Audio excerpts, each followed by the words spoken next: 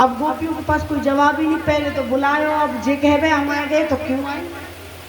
कन्हैया बोले एक बात कहूं, एक कहानी सुनाऊं मैं तुम्हें गोपियों कि पतिव्रता माताएं कैसी होती है, उनकी सत्य में कितनी शक्ति होती है। बोली कि एक पतिव्रता मैया, पतिव्रता माता थी ना, उनके पति देव खेत में काम करके आए, पानी वानी लगा कर, और आए तो वो थोड़ा थक गए थे, दोपहर में आए धूप में काम करके, और महाराज मैया पानी लेकर आई तो पानी पियो, और पीवे के बाद में उनके यहाँ से रखो, उस माता के यहाँ से रख के उसका पति सो गए यहाँ गोद में। अब महाराज हुआ क्या कि सामने एक अग्निकुंड जल रहा था, उसने एक दिन पहले यज्ञ कराया, तो यज्ञ में आप जानते हो अग्नि कितनी होती है। उस मैया का एक छोटा सा बालक था, वो बालक खेलते खेलते खेलते खेलते उस अग्निकुंड की ओर जाने लगा। अब मैया ने देखी कि अगर मैंने लाला को नहीं पकड़ो तो महाराज लाला अग्निकुंड में गिर जाए, वो गिर गए तो जल जाएगा। अब जैसे ही बालक को बचाने का हृदय में भाव आया तो पति गोद में सो रहा था। अब पति को यदि जगाती तो पतिव्रता धर्म नष्ट हो जाता है। अब करे क्या, यदि पति को जगाती तो यहाँ पतिव्रता धर्म नष्ट हो जाएगा, और बालक को नहीं बचाती है तो बालक जल जाएगा। करे क्या, बेचारी संकट में पड़ गई। ये कथा कौन किसको सुना रहा है? भगवान कन्हैया गोपियों को।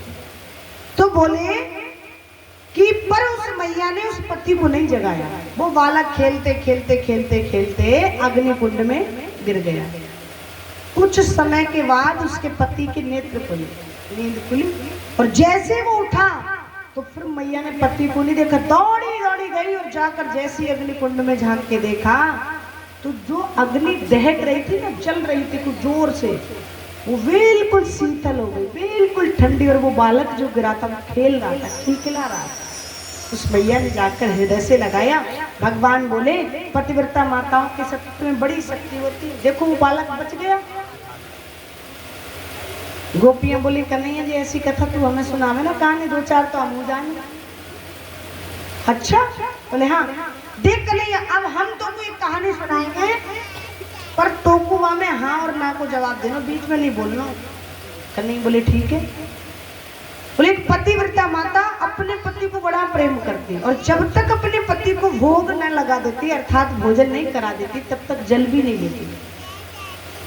और आजकल तो पति अगर 5 मिनट भी लेट हो गए ना ड्यूटी से आने पे, तो दाल चावल कटोरे में रखे और पहले खा लिए, बाद में आ गए वो जब दोबारा खा लेंगे वाई के साथ है। हाँ, कई कई माताओं की स्थिति देखी मैंने, नहीं कह रहा आप लोग तो बहुत अच्छे।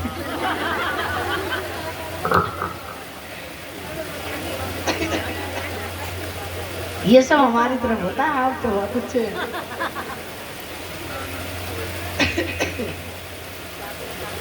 बोली बांके बिहारी लाल की, बोली राधा रानी सरकार की। तो वो मैया अपने पति को जब तक भोजन ना करा ले, जब तक तो पानी भी ना ले। हुआ क्या कि महाराज कुछ आर्थिक स्थिति गंभीर हो गई, बिगड़ गई, अर्थात आर्थिक स्थिति कमजोर हो गई, थोड़ी धन की समस्या आ गई। तो पति ने कहा कि इस प्रकार से यदि घर में रहूंगा तो परिवार नहीं चल सकेगा, देवी मैं कुछ समय के लिए बाहर चला जाता हूँ, कहीं नौकरी देखूंगा, थोड़े दिन काम कर लूंगा तो स्थिति थोड़ी ठीक हो जाएगी। तो जाने की तैयारी में हुए तो पत्नी आकर बोली प्रभु आप स्वामी चले जाएंगे, पर जब तक आप भोजन नहीं कर लेते तब तक तो मैं जल भी नहीं लेती। बहुत अच्छा। जिस दिन आए थे उस दिन इनका टूटा 4000 की डिस्प्ले पड़ी है उसमें, पर इनका भी बड़ा बेचता भाई।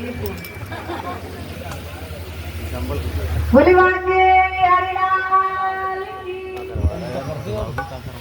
दक्षिणा भी तो खूब ज्यादा